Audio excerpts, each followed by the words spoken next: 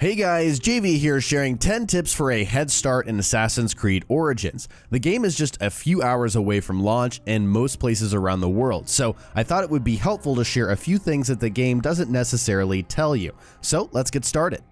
One of the many new RPG-like features in Origins is a leveling system. Nearly every action in the game gives you experience, which in turn makes Bayek stronger and allows you to unlock new abilities for him. However, every single enemy also has a level value which you have to pay close attention to. As far as I can tell, there's no level scaling in this game, which means that sometimes you will come across foes who are much stronger than you. The entire map is divided into regions, each with a number value telling you what level of enemies you can expect there and what level you should be. A general rule of thumb here is to avoid anything that is 2 levels above your own level.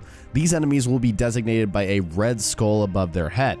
You can still kill enemies that are more than 2 levels higher, but bear in mind it will be much more difficult.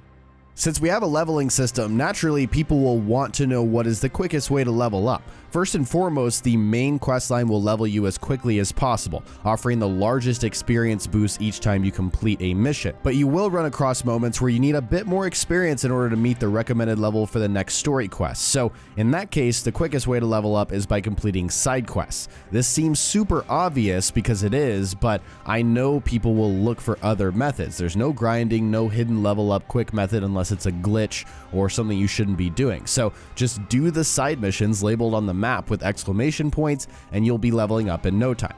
One of the most satisfying moments in the Assassin's Creed series for me has always been synchronizing. It's just super unique and the views are absolutely incredible, especially in Origins. However, sync points do more than just unlock fast travel points across the map. In your abilities menu, you'll see the total progress for all synchronization points in the top left with Senu's Perception.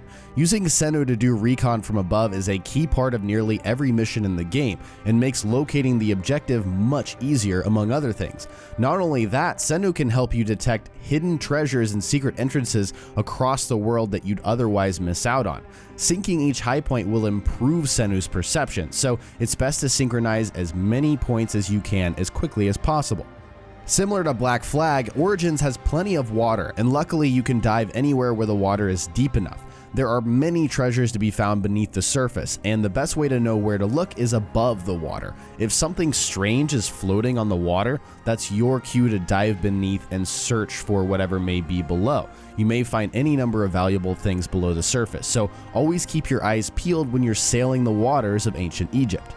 In line with the many new RPG features in this game, Origins allows you to fully equip gear for Bayek. You'll come across hundreds of different weapons along your journey and constantly replace gear as you level up. But the cool thing is that if you find weapons that you really like, you can keep on using them effectively regardless of their level.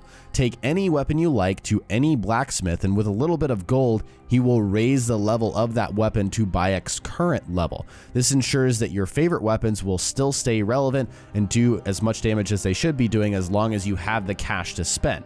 This also adds an interesting little meta to the weapon system, which I'm very excited to learn more about as I continue to play.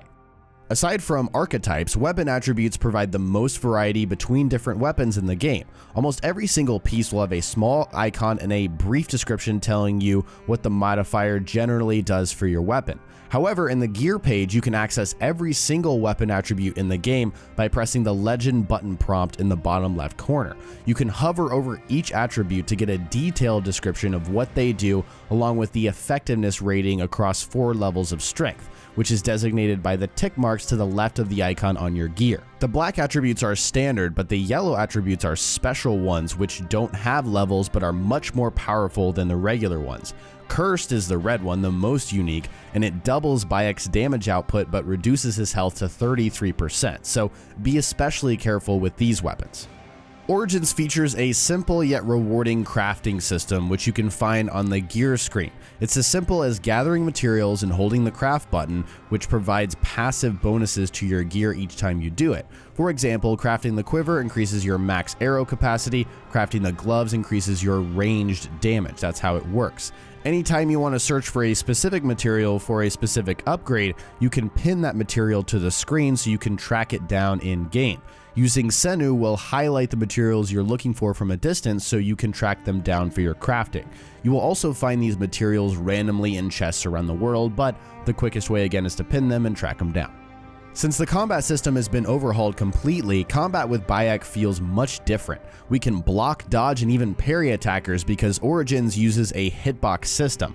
It's much more intuitive and honestly takes a while to adjust to if you're used to the lazy counter kill combat of previous games. Just a few pointers: you can dodge 3 times in a row before there's a cooldown, so abuse that as much as possible, especially when you're surrounded by multiple enemies. Next, you have to unlock the ability to parry. You can't do it immediately, so in the warrior tree, the game will give you overpower, then you'll need to unlock regeneration, and then that's when parry is available. I've found this easiest to use when I'm in a one-on-one situation and I can focus on a single enemy's attacks and parry them effectively. Finally, almost all enemies can pull out a bow and arrow from range and shoot you, so be careful when you're out in the open because they can burn you down very quickly. Speaking of bows, fire arrows are a very effective way of killing enemies quickly, so if you're near a flame, just draw your bow and stick the arrow into the flames. That will light the tip and allow you to fire a flaming arrow. If you have the extra time to prepare, you actually don't need a fire source because you already have one at all times. Take out your torch by holding the weapon switch button and then drop it to the ground with the drop button. You can reach down with your bow and arrow and light the tip for a flaming arrow at any time using this method.